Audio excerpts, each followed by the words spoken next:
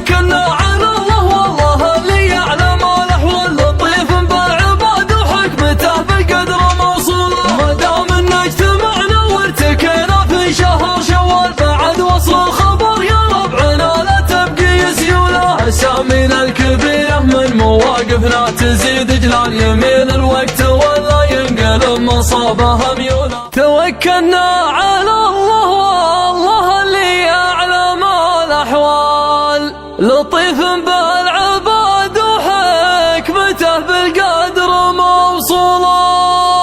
ما دام ان اجتمعنا وارتكينا في شهر شوال، بعد وصل الخبر يا ربعنا لا تبقي سيولة.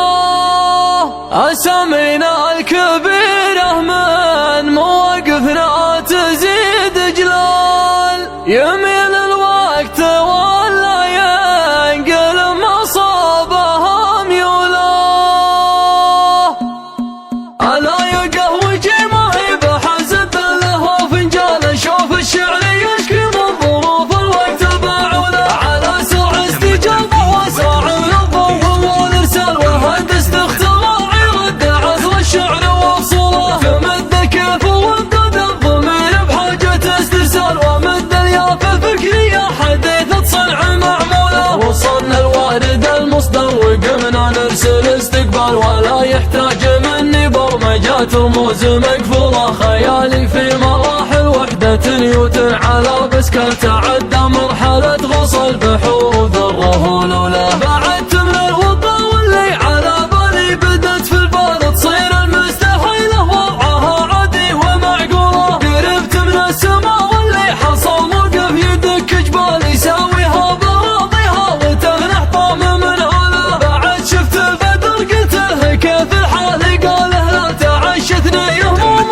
ما نهديها بكبسولة. يا كيف الجرح يبرى ويعتق من همها، لك غزا صدره ويشرف الدماء وضلوع ماكولة. يا بدر ادري كبر همك وصار قلب ستة، وصار تحلى بالصبر دم الصبر يوعدك مفعولة. وعود الله حفظها في كتابه ولم المزال، يعددها بمية موضع تبشر ومشمولة. توكلنا على الله والله اللي يعلم الأحوال، لطيف بالعباد وحكمته بالقدر موصولة. ما دام ان اجتمعنا وارتكينا في شهر شوال، بعد وصل الخبر يا ربعنا لا تبقي سيولة. أسامينا الكبيرة من مواقفنا تزيد جلال، يمين الوقت ولا ينقل مصابها ميولة. خلقنا الله نبيد المال ما جينا نعمر المال، عطايانا الكريمة في مساع الخير مبذولة. لو ان بكلمة الإيداع شفت العين مع هالدار، وقالوا هذا يعرف الا خزن المال مدلولة. وجدناها على اسم يصرف الاموال،